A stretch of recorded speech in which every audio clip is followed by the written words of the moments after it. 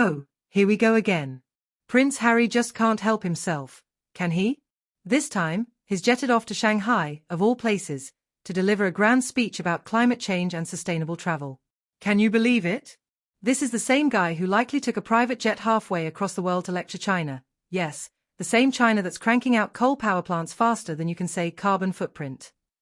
It's almost comical. Harry, you're really going to tell them how to go green while you're basking in the luxury of your private jet? Right.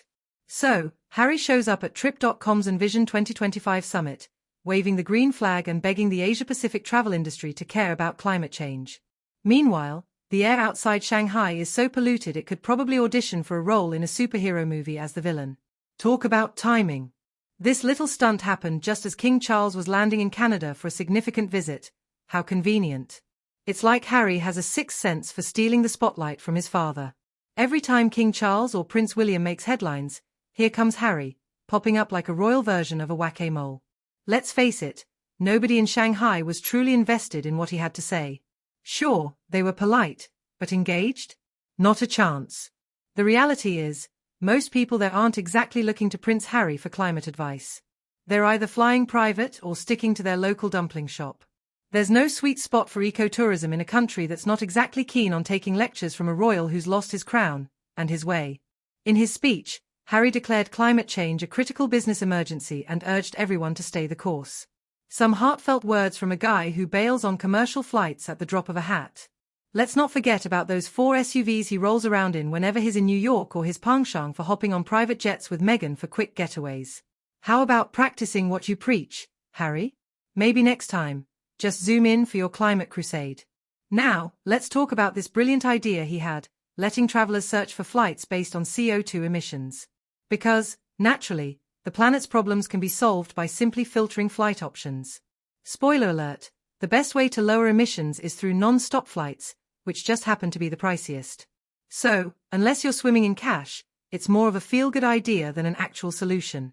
Airlines aren't about to overhaul their entire business model for this. Travelist isn't shaking things up, it's just there to pass the donation bucket around. But hey, at least Harry got off the couch, right? Sure, he's spouting hypocrisy with a PR stunt disguised as a mission, but he did cross time zones to talk to an audience that barely cared. Meanwhile, King Charles touched down in Canada, his plane proudly marked Royal 01, and got actual media coverage. Harry? He had to send out a press release just to get noticed.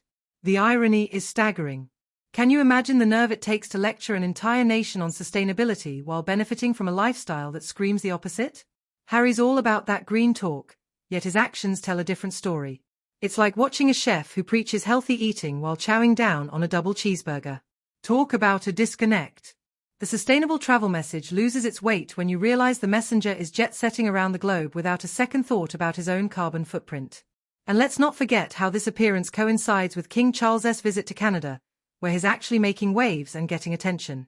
Harry, meanwhile, is off in Shanghai trying to ride the coattails of his father's royal duties. It's almost sad how desperate he seems to remain relevant. You'd think after stepping back from royal duties, he'd carve out a unique path for himself instead of constantly trying to one-up his family. What's truly baffling is how Harry believes he can sway the Asia-Pacific travel industry with his speech.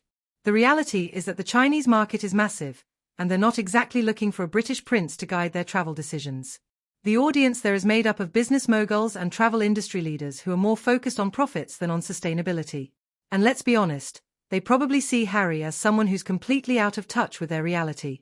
His grand vision for sustainable travel is all well and good, but it's hard to take it seriously when he's flying around in private jets and living a lifestyle that's anything but sustainable. Meanwhile, the world is facing a climate crisis, and here's Harry, trying to be the poster child for eco-friendly travel while his actions scream the opposite.